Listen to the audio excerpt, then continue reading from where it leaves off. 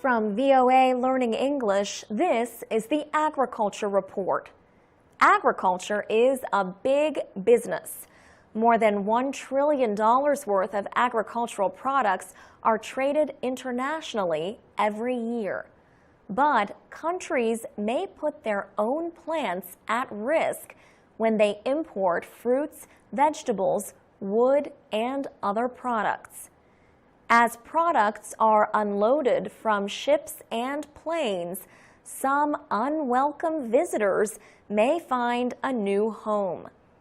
The stink bug is one example. This pest eats fruit crops. It is believed to have arrived in the United States from China. Other pests include fruit fly eggs or fungal spores.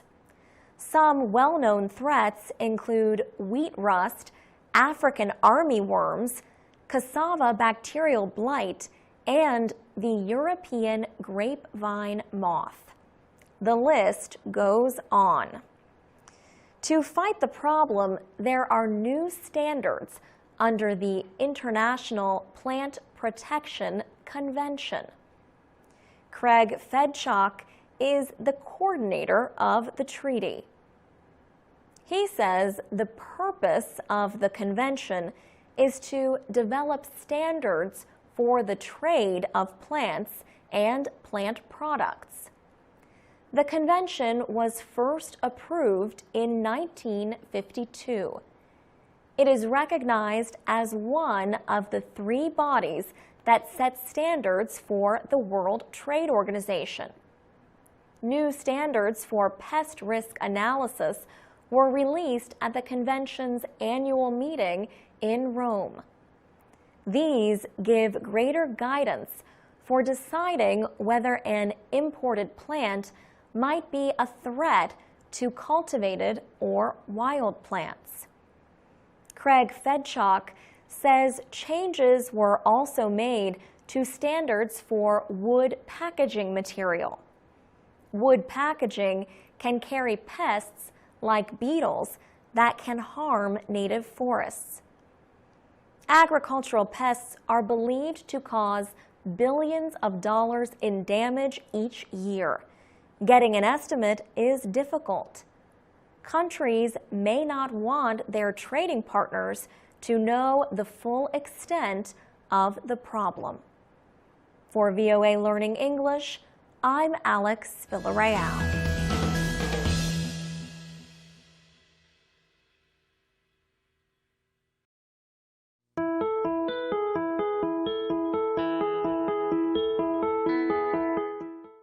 From VOA Learning English, this is the Agriculture Report. The slow food movement is growing in most of the Western world. The movement supports small, local farms. It works against huge farms led by international food and agriculture companies. But the slow food movement is not growing very quickly in Africa. So a group called Slow Food International has named a Ugandan man to help it grow. Eddie Mukibi will work to help people in Africa grow healthy food. Slow Food International plans to create 10,000 gardens throughout Africa. Many of the gardens will be in schools. Mr. Mukibi says he hopes they will teach young people about the importance of slow food. There is still knowledge about traditional crops and planting seasons in Africa. He hopes the garden project will reconnect young people to the land. Mr. Mukibi was a student of the crop planting science called agronomy. He discovered that crops being planted in Uganda were sometimes not right for the farming environment. He says he began to understand the importance local foods had to food security, but local foods were quickly disappearing. These traditional products, he says, are used to African conditions, including poor weather. Mr. Mukibi is trying to persuade political leaders and scientists to support the slow food movement. But he says it is hard. They support big industrial farms that can produce a lot of a single crop. But Mr. Mukibi argues that the problem in Africa is not a lack of food. It is that the food is not reaching enough people. He says people should be working to improve ways of sharing food resources. For VOA Learning English, I'm Alex Villarreal.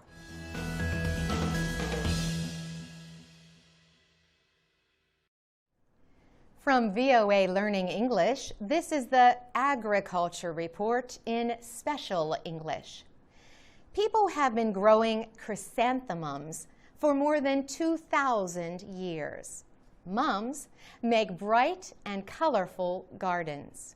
People in China and other Asian cultures make tea with the flowers. Giacomo Puccini, the great Italian composer, even named one of his works after chrysanthemums, chrysanthemi. One basic kind of mum is the hardy or garden mum. The other basic kind is the florist mum. The garden mum is better able to handle different growing conditions. The decorative mum is often seen in gardens. Another popular type, the quill mum, has long, straight petals, like a tube or needle. Chrysanthemum blooms can be white, yellow, gold, red, or other colors. Many of the plants grow to 1 meter high. The soil for chrysanthemums should be kept moist, but well drained. Mums grow best in full sunlight. They produce colorful blooms when days get shorter and nights get longer. The life cycle of the plant depends on the amount of daylight. This is why experts advise against placing mums near night lights or street lights. The light may interfere with their normal growth cycle. As a result, the plants may develop buds too soon. In climates where temperatures fall below freezing, plant mums at least 6 weeks before the first frost is expected. That way the plants will be well established for cold weather.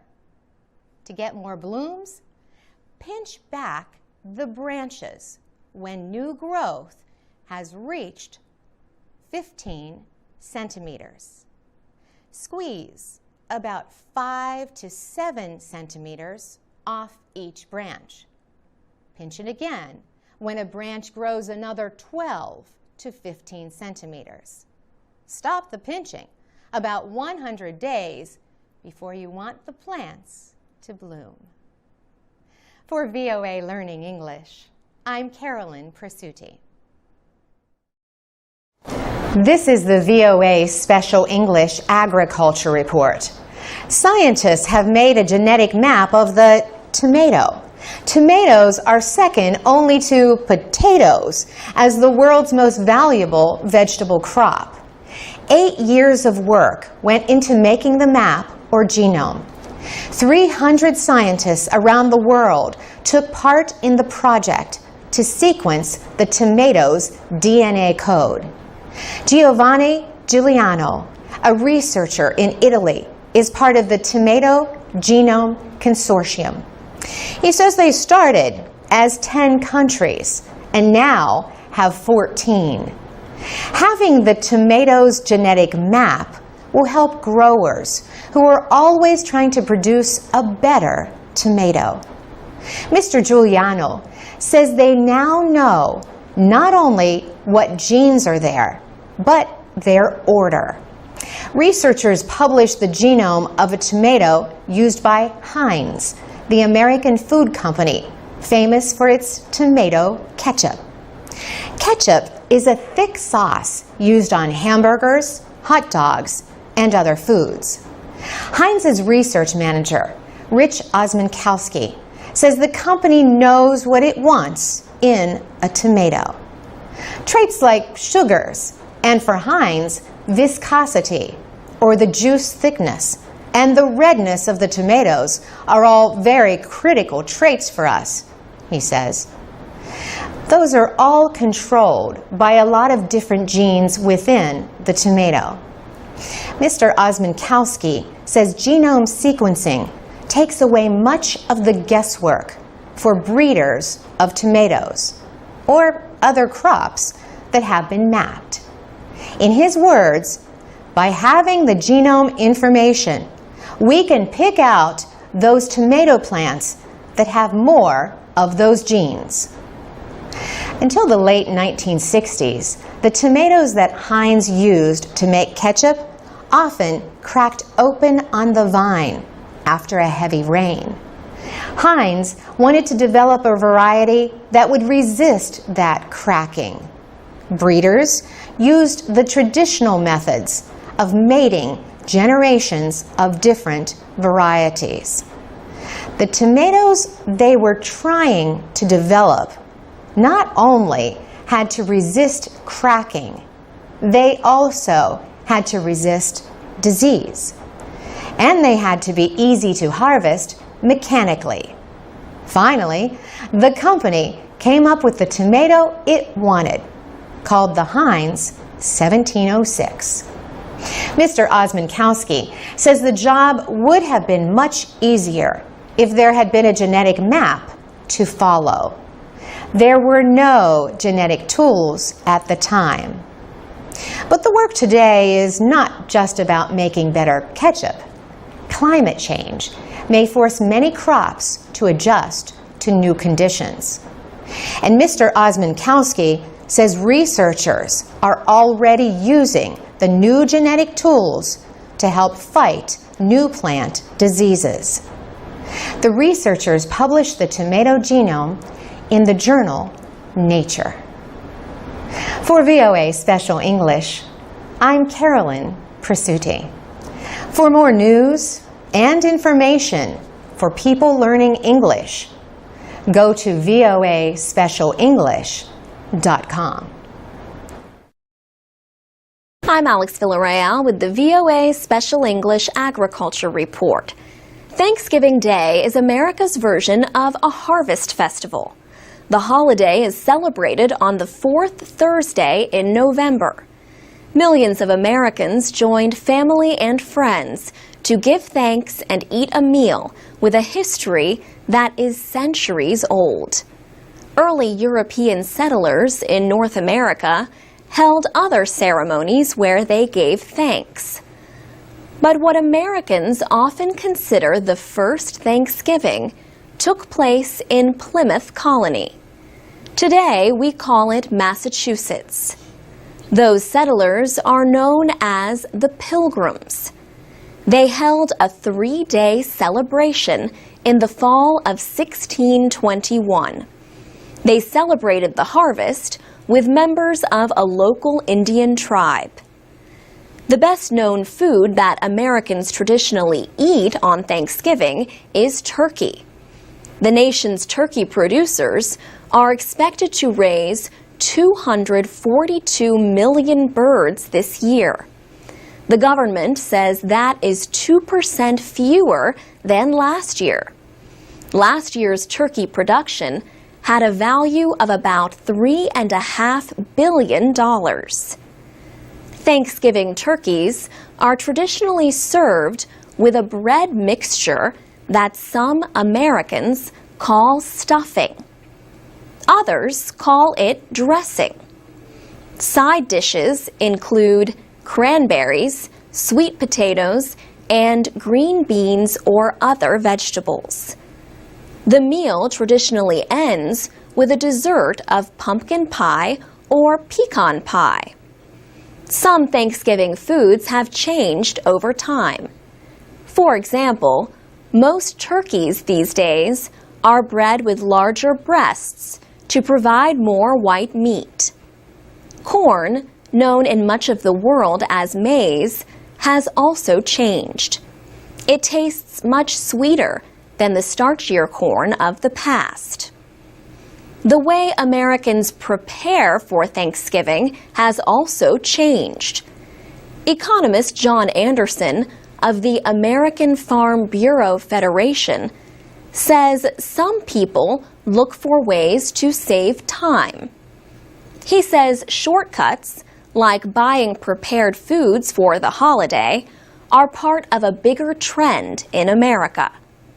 Some people might not have the time or the desire to prepare a big meal, or the space for a lot of guests. Whatever the reason, John Anderson notes that more people go to a restaurant for Thanksgiving dinner than in the past. Aid groups and religious organizations were also busy serving Thanksgiving meals to the needy. The weak economy has increased the number of Americans receiving government assistance to buy food. For VOA Special English, I'm Alex Villarreal. Our programs are online with transcripts and MP3 files at voaspecialenglish.com. And you can find us on Twitter, Facebook, and YouTube at VOA Learning English. From VOA Learning English, this is the Agriculture Report. Companion planting is the idea that some kinds of plants can help each other grow. Plants that are compatible generally need similar soil, nutrients, and moisture levels. Advice about which plants are compatible is sometimes based more on tradition than fact. But experts say there is evidence to support certain combinations. These can improve harvests, reduce disease, and help control pests by attracting helpful insects. For example, some kinds of soil bacteria take nitrogen from the air and make it into a form that plants can use. The plants hold or fix the nitrogen in their roots. Legumes are especially good at nitrogen fixing. Then, any crops that share the same space as the legumes can get the nitrogen as the roots decompose. Beans and potatoes can also share territory well because their roots reach different levels in the soil. Deep-rooted vegetables get nutrients and moisture from lower down in the soil, so they do not compete with plants with shallower roots. But some plants placed together can harm each other's development. For example, tomatoes do not like wet soil, but watercress does, so you would probably want to keep them separated. Some kinds of produce should be kept apart even after being harvested. This is because of ethylene gas. Ethylene is a plant hormone that can cause some kinds of produce to ripen too quickly.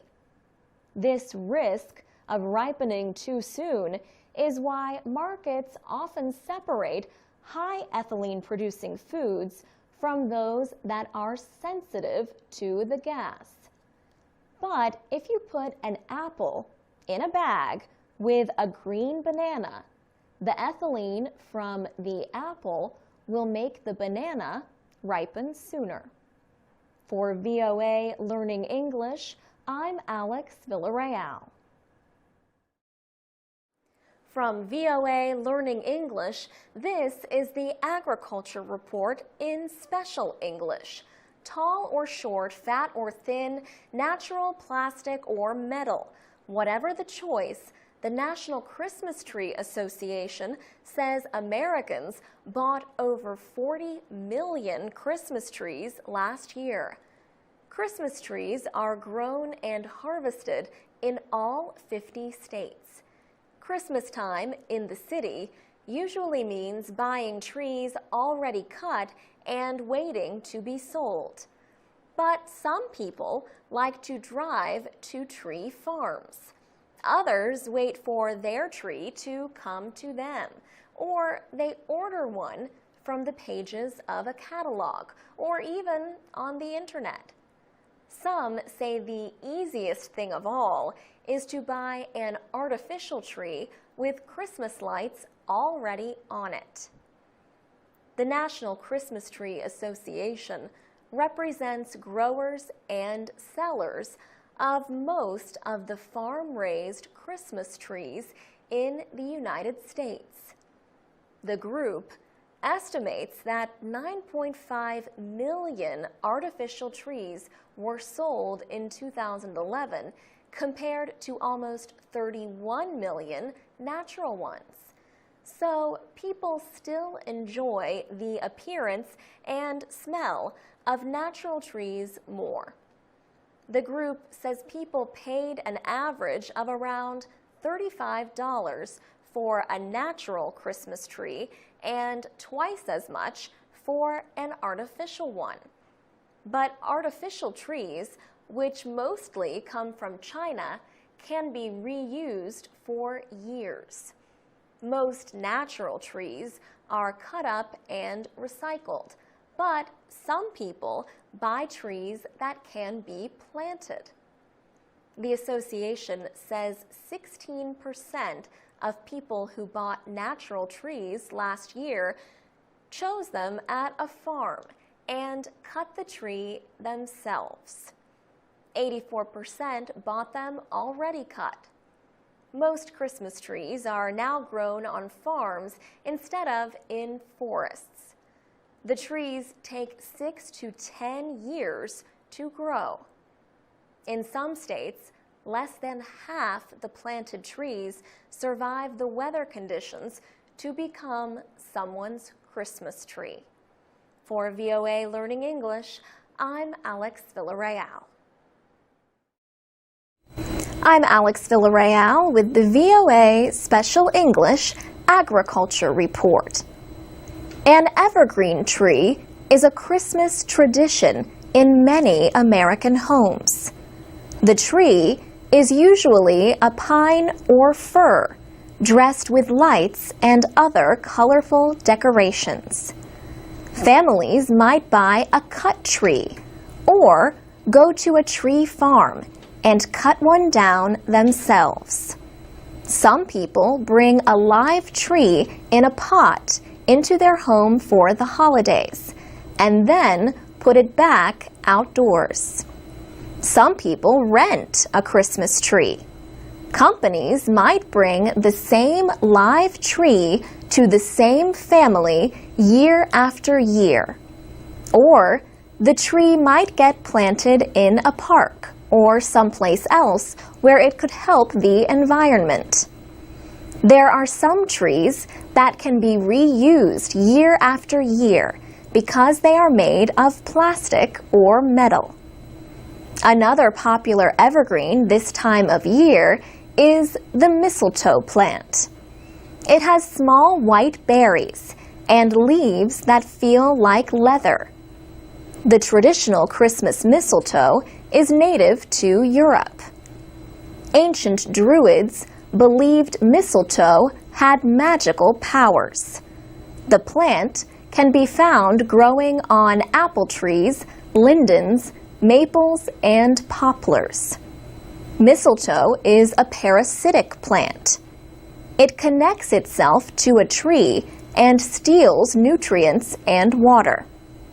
Today, mistletoe is best known as an excuse to steal a kiss at a Christmas party. Kissing is a tradition if two people stand under mistletoe hung in a doorway. Another plant that many people connect with Christmas is the poinsettia. Poinsettias are native to Mexico. They can be white or pink, but most are bright red. They are named after the first American ambassador to Mexico.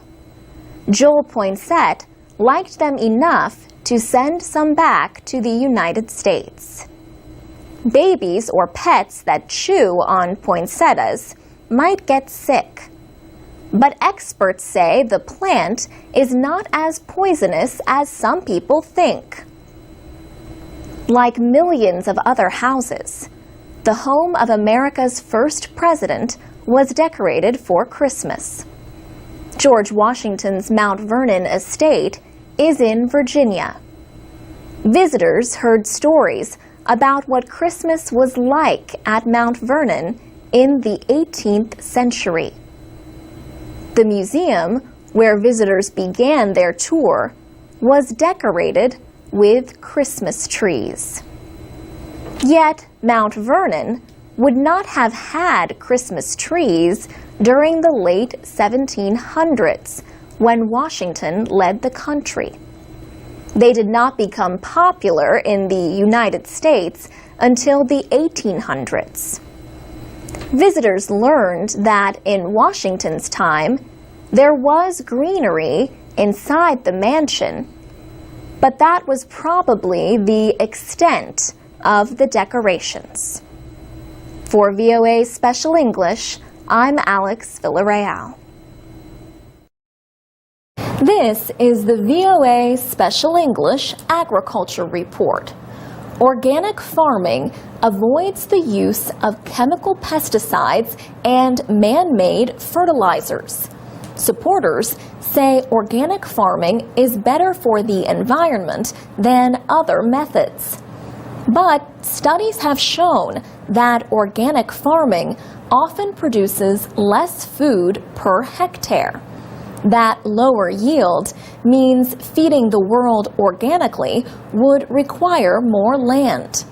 But good farmland is limited, and scientists say deforestation from the clearing of land for agriculture is already a problem for climate change. In a new study, researchers wanted to measure the difference between conventional and organic yields. So they combined the results of 66 earlier studies. They found that some organic farms can yield almost as much as conventional farms, but most cannot. The findings were reported in the journal Nature. The study's lead author was Verena Seifert of McGill University in Canada. She says conventional farms usually have higher yields than organic ones. But some activities, environmental conditions, and even crops can narrow the differences. On average, organic farms produced 25% less compared to conventional farms. But yields of organic fruits and other perennial crops nearly equaled the yields from conventional ones. So did the yields of legumes such as soybeans. Legumes produce some of their own nitrogen fertilizer. However, organic vegetables and cereal crops had a lot lower yields compared to conventionally grown crops.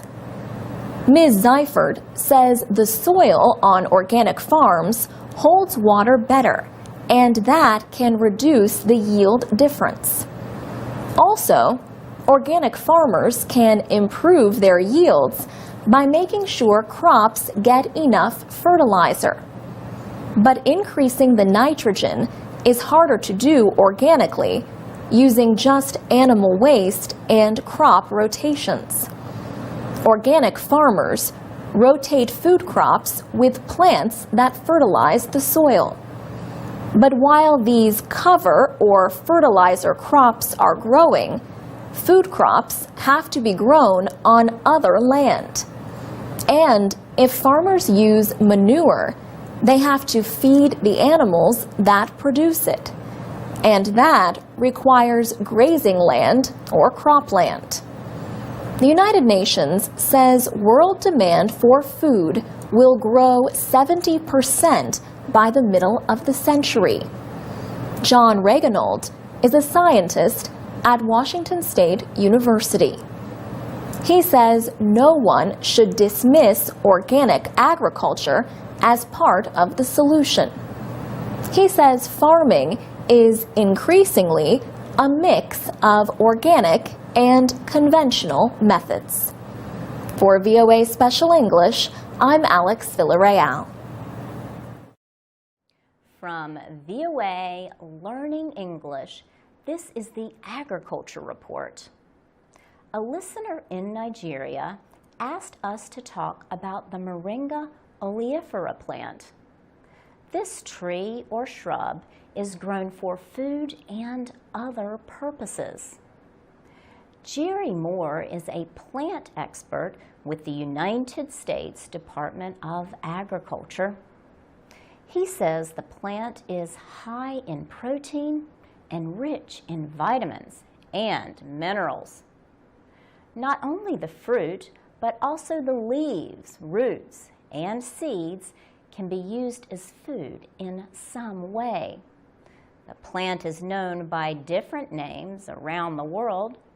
Moringa oleifera is native to the foothills of the Himalayas, from Pakistan to eastern India.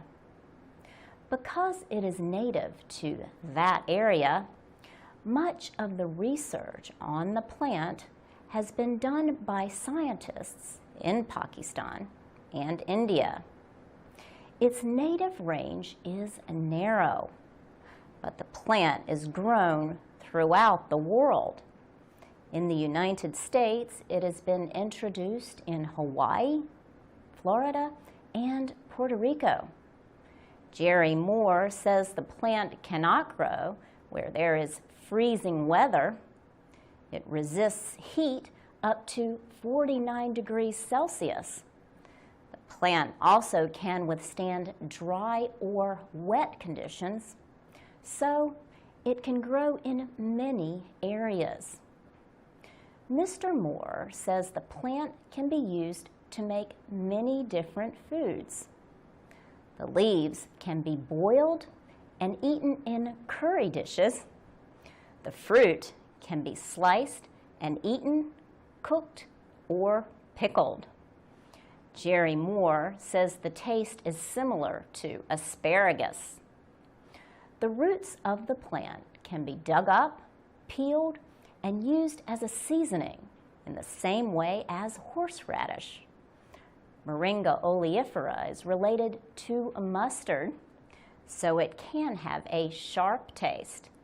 The seeds in the fruit can be fried and taste like peanuts. The seeds are rich in oil, but the bark of the Moringa oleifera tree can be poisonous, so be sure to remove it. For VOA Learning English, I'm Laurel Bowman.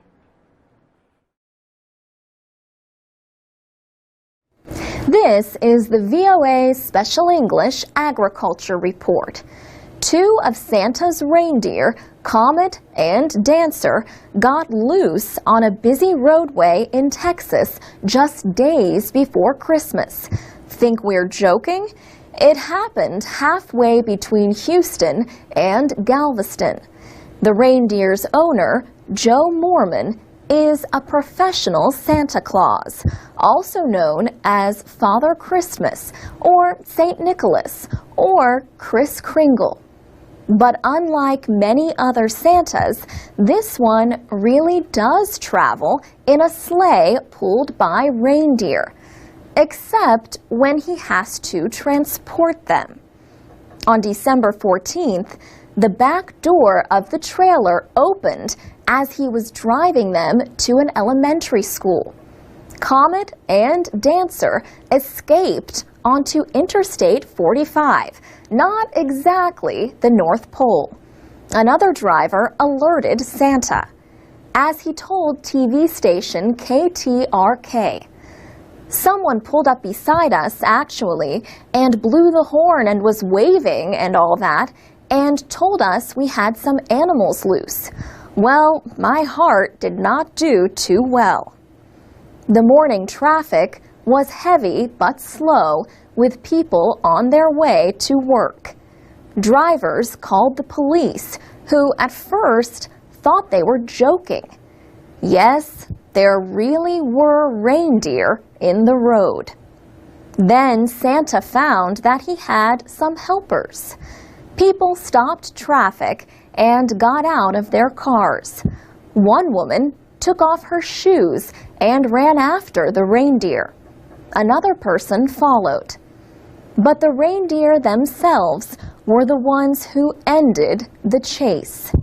They found a park and stopped to eat. Joe Mormon says he was more shaken than they were. He says God was with the reindeer, you know, and he takes care of fools and things that cannot take care of themselves. The story had a happy ending. Santa and his reindeer were able to visit the school children as promised. The Reindeer Owners and Breeders Association says reindeer are easy to train to pull a cart or sleigh. Greg Finstad at the University of Alaska Fairbanks says reindeer like people and are pleasant to have around. He says reindeer management is not very difficult. That's good, since he also says, and children might want to cover their ears for this part, reindeer is a basic meat in the cold climate of Alaska. For VOA Special English, I'm Alex Villarreal. You can watch a story about the runaway reindeer by KTRK reporter Deborah Wrigley at voaspecialenglish.com. Special English is VOA's daily news and information service for people learning English. You can also get English lessons 3 times a day, Monday through Friday, at the VOA Learning English page on Facebook. This is the VOA Special English Agriculture Report. The United Nations estimates that world food production will have to increase by 70% by 2050. A world population growing in number and wealth will require 1 billion tons more grain each year and 200 million tons more meat. The Food and Agriculture Organization says those gains will have to happen largely on existing land through sustainable intensification. Officials say the new report provides the first global assessment of the state of the planet's land resources. It says large parts of all continents are experiencing damage. 1/4 of all land is described as highly degraded. The greatest threats are losses of soil quality, biodiversity, and water resources.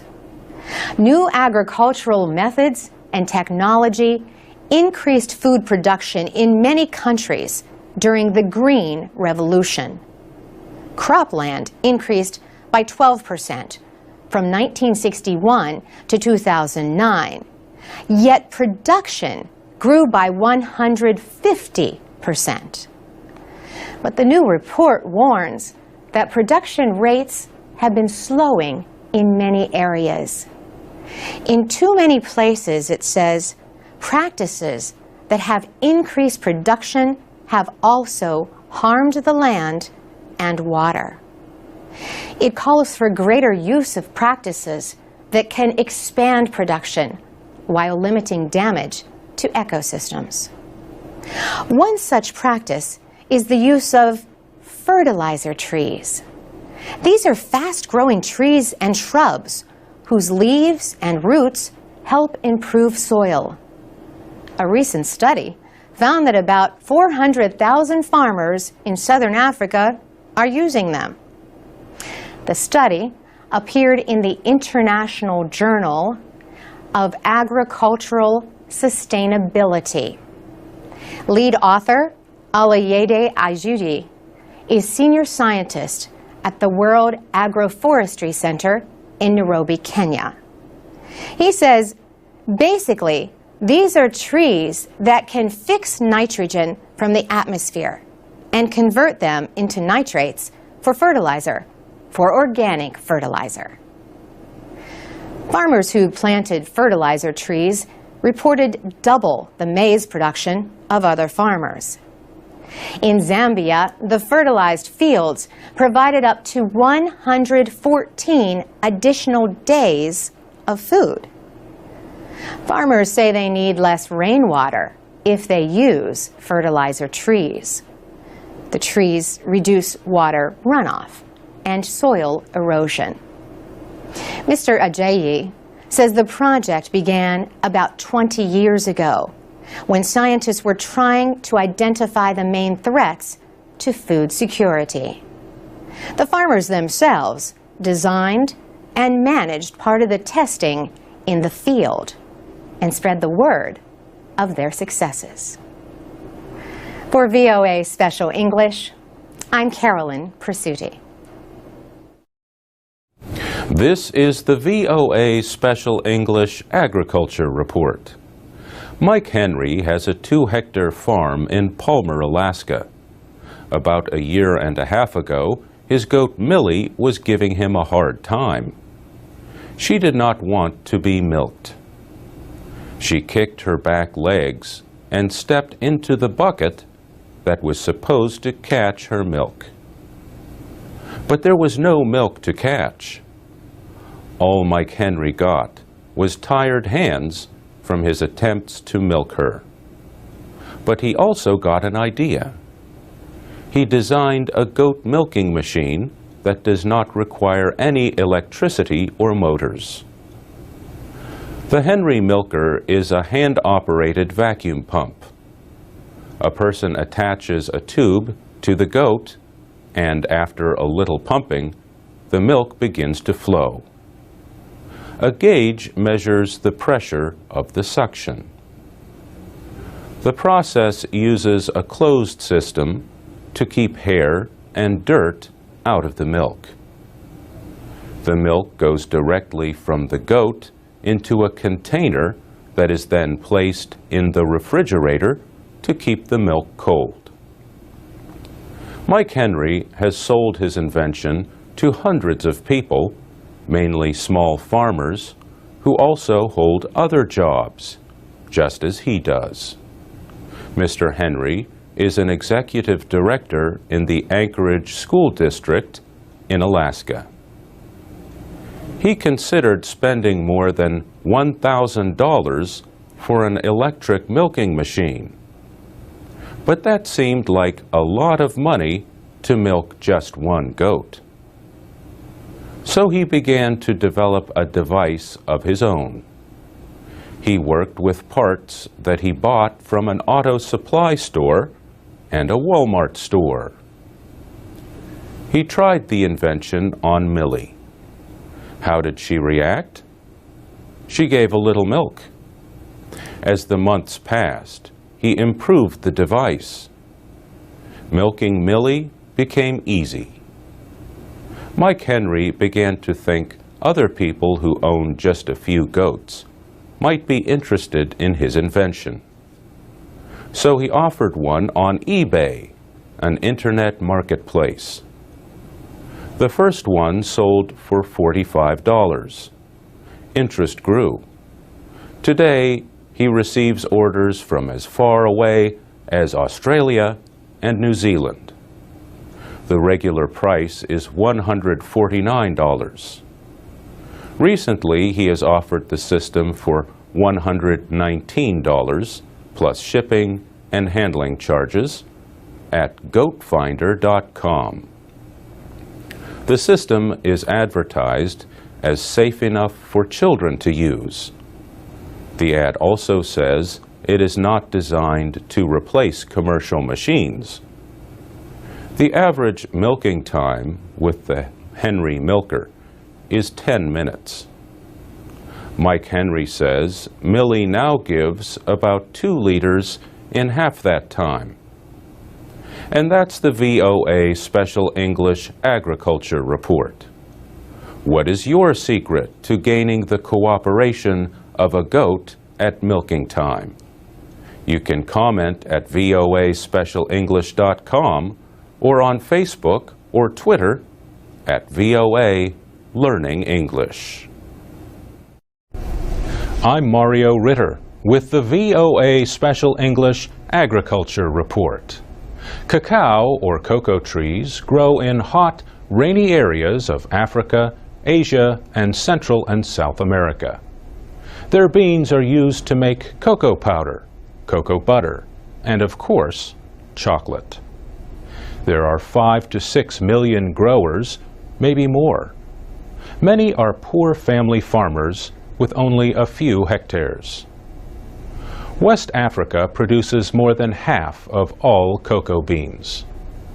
Ivory Coast leads the world in production, followed by its neighbor, Ghana.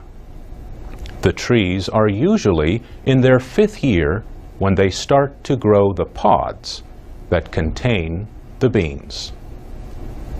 The trees produce the most pods when they are 10, but they are still productive long after that. Workers use large knives to cut the lower pods and long tools to remove pods from high on the trees. Later, they break open the pods to remove the beans. A half gram of chocolate requires about 400 beans. The World Cocoa Foundation says an average pod contains 20 to 50 beans. And experts say growers may lose perhaps 1/3 of their harvest to disease and insects. But now scientists have genetic maps of 2 kinds of cocoa trees. These genomes are mostly complete and could lead scientists to new ways to increase production and prevent disease. Mapping genes is the first step to understanding an organism. Next comes learning the job of each gene. The American food company Mars took the lead in paying for mapping the genes of the Forastero cocoa tree.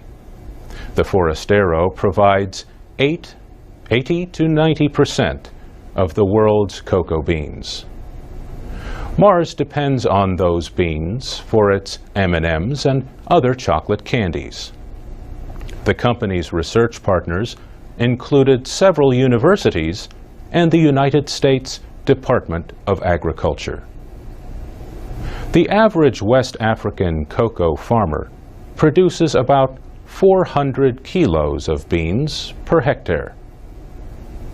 But Howard Yana Shapiro, head of plant science and external research at Mars, thinks that science could greatly increase the yield. A competitor of Mars, Hershey's, supported the gene mapping of the Criollo, a far less common cocoa tree. CIRAD, a French government research center, led scientists from 6 countries in creating that genome. We'll talk more about the cocoa industry next week when we look at efforts to help child laborers in Ivory Coast and Ghana. For VOA Special English, I'm Mario Ritter. You can read and listen to our reports at voaspecialenglish.com. I'm Alex Villarreal with the VOA Special English Agriculture Report. Farmers in the United States have grown genetically engineered crops since the late 1990s. Now, a federal agency is deciding whether to let a genetically modified animal into the food supply for the first time. A company, Aqua Bounty Technologies, has developed the AquaVantage salmon. The fish is an Atlantic salmon that contains genes from two other kinds of fish, ocean pout and Chinook salmon. With these genes, it can grow twice as fast as a wild Atlantic salmon. The company says the fish does not taste or smell any different from other salmon. The Food and Drug Administration says there would be no need for special labeling if the salmon is found to have the same basic contents as other fish. But critics say the genetically changed salmon is different from other fish. They say if the FDA approves it for sale, people should be told what they are buying. Americans eat mostly imported seafood. Last year, that included $1 billion worth of imported salmon, one of the top imports. Most of the wild salmon caught in North America comes from Alaska. That state banned farmed salmon from its waters years ago. Alaska Senator Mark Begich is leading a group of other United States senators, organizations, and businesses to try to stop the FDA approval process. Winona Hodder of the activist group Food and Water Watch says the AquaVantage salmon has not been studied enough for food safety. She says the 3 studies have very small samples. The data is not available to the public. And one of the studies is 19 years old. Ms. Hodder worries that the farmed fish could escape into waterways and reproduce with wild populations. And, she says, the idea could spread to other countries. She says there are fish farming operations in China that are very interested in this and that have a poor record of enforcing rules. But the company says most of its fish are raised at inland fish farms. And it has promised the Food and Drug Administration that it would only market female salmon unable to reproduce. David Edwards at the Biotechnology Industry Organization says the genetically modified fish is just a new technology. He says he is willing to eat the fish if the FDA says it is safe. What are your thoughts on this subject? You can post comments at voaspecialenglish.com. For VOA Special English, I'm Alex Villarreal. This is the VOA Special English Agriculture Report. American officials have sharply reduced their expectations for this year's corn and soybean crops. Farmers in the Midwest are struggling with record heat and the worst drought in years. The United States is the world's largest producer of corn and soybeans.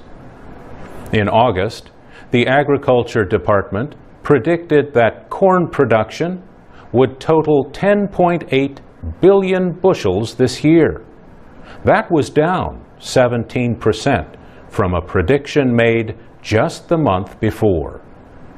And it was down 13% from last year's level. In addition, the average yield per hectare could be the lowest in 17 years. At the same time, the government predicted that soybean production would be 12% lower than last year. The price of maize, which Americans call corn, has hit record levels. Corn is a major part of animal feed, and so the price of meat, milk, and eggs is also expected to climb. The United Nations Food and Agriculture Organization says average food prices worldwide rose 6% in July. The American drought was a big reason. Gawain Kripke is a food price expert with the anti-hunger group Oxfam America. He says drought in the United States affects the whole world because it is such a big food producer and exporter. The situation has renewed the fight between food and fuel. About 40% of the nation's corn crop goes into making ethanol. The production process leaves some of that in a form that can be fed to animals. Still, at least 1/4 of the American corn crop is now used for fuel. The United States requires that part of its corn crop be used in the production of biofuels. The use of ethanol has grown as government requirements have increased. But the head of the FAO, writing in the Financial Times, called for an immediate temporary suspension of that requirement. José Graciano da Silva said more of the American corn production could then be used as food or to feed animals. The American livestock industry is also urging Congress to suspend the 2005 law that requires ethanol in gasoline. But corn farmer Alan Bennett says doing that would hurt his town. This country relies on ethanol for 10% of its fuel supply, he says. Ethanol is good for America. The growth of the ethanol industry and competition for corn have helped parts of rural America that had been shrinking for years. For VOA Special English, I'm Mario Ritter. This is the VOA Special English Agriculture Report. American farmers first planted genetically engineered crops in 1996. Today, 80% of the cropland for soybeans, maize, and cotton in the United States is transgenic. Genetic engineering adds or changes genes in a plant to produce desired qualities. The United States is one of 25 countries where farmers planted genetically engineered crops in 2009. An agricultural biotechnology group says planting decreased in Europe, but the amount of cropland planted with the crops rose by an estimated 7% worldwide. The National Research Council, part of the National Academies in Washington, recently published a study. The study examined how genetically engineered crops have affected farming in the United States. It found that many farmers have better harvests, better weed control, and fewer losses from insect damage compared to traditional crops. Larissa Wolfenbarger is a University of Nebraska biology professor and a member of the committee that wrote the report. She says they found that genetically engineered crops can be better for the environment. For example, she noted that crops designed to resist damage by glyphosate need fewer pesticides that are more toxic to the soil. Glyphosate is a chemical used in Roundup and other weed-killing products. But some farmers have used so much glyphosate that a number of kinds of weeds can now resist it. David Irvin of Portland State University in Oregon led the committee that wrote the report. Professor Irvin says this means that some farmers are again using the more toxic herbicides to control weeds. He says the problem needs immediate attention. Earlier this year, a professor at the University of Western Australia commented on the overuse of glyphosate. Stephen Powles wrote about it in the Proceedings of the National Academy of Sciences in the United States. He said, "Glyphosate is as important in worldwide food production as penicillin is in medicine for fighting disease." He called for better use of glyphosate-resistant crop technology. And that's the VOA Special English Agriculture Report. You can comment on our reports at our website, voaspecialenglish.com. You can also get our stories on Facebook, Twitter, and YouTube at VOA Learning English. This is the VOA Special English Agriculture Report. Europe's deadly outbreak of a rare form of E. coli bacteria has brought new attention to food safety issues. One of the problems when people get sick from food is that the simplest question is often difficult or even impossible to answer. Just what did the people eat that made them sick? Of course, one way to avoid these medical mysteries is to keep dangerous organisms out of the food supply. This is easier said than done, but scientists keep trying. Scientists in the United States have developed an experimental system that uses a high-tech optical scanner. This inspection system is meant for packing houses where produce is sorted for market. The system is designed to identify the presence of contaminants like soil or animal waste on fresh produce. These can be sources of Escherichia coli, better known as E. coli. E. coli bacteria naturally live in the intestines of humans and many animals. Most kinds of E. coli are harmless, but some can make people sick. The new scanner can also show damage and imperfections that might make the produce unappealing to shoppers. Scientists designed the system at a Department of Agriculture research center in Beltsville, Maryland. Moon Kim of the Agricultural Research Service led the team.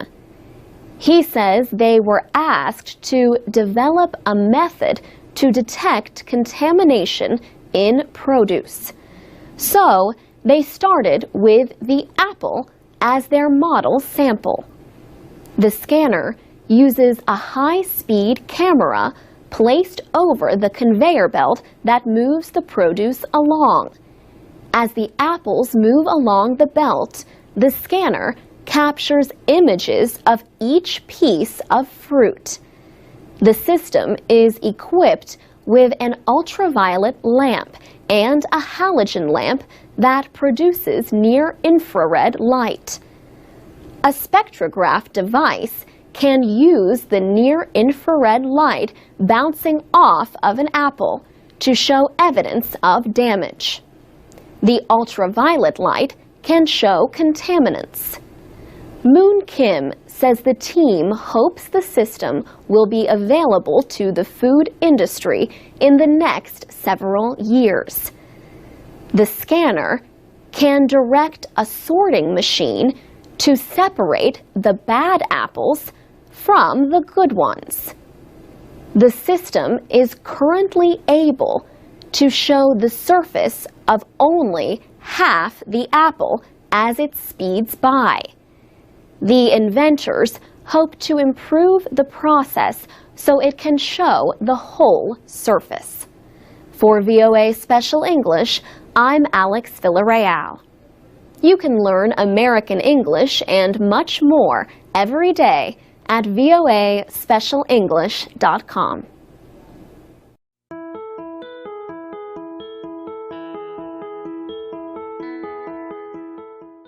From VOA Learning English, this is the Agriculture Report. Farms are spreading to unused city lots and old properties across the United States. These urban farms grow crops in areas where people rarely buy fresh fruits and vegetables. They have the power to change what people eat. They also have the power to influence troubled neighborhoods. Eco City Farms is an educational, nonprofit organization in Prince George's County, Maryland. It seeks to help the local community by teaching economic development, job training, and a healthier way of living. The group has set up farms near automobile repair businesses and fast food stores in urban neighborhoods. Social activist Margaret Morgan Hubbard founded Eco City Farms. She says the lack of fresh fruits and vegetables is a health problem for children and their families who live in nearby Bladensburg, Maryland. Eco City Farms offer several programs, including educational activities on agriculture, food, and finding jobs with environmentally friendly businesses. People can also learn how to cook healthier foods and teach others how to prepare meals. Recently, Philip Sidibe demonstrated his cooking skills. He prepared alako, a popular food in Cameroon, where he grew up. He and other young people not only cook their food, they also grow it in a large garden next to the Autumn Woods Apartments. Margaret Morgan Hubbard says the urban garden is an agent for change, and the young people are its newest supporters. She says young people work throughout the year, helping with the farm. They are not only farming food, but also making that food available to people who live in the community. For VOA Learning English, I'm Laurel Bowman.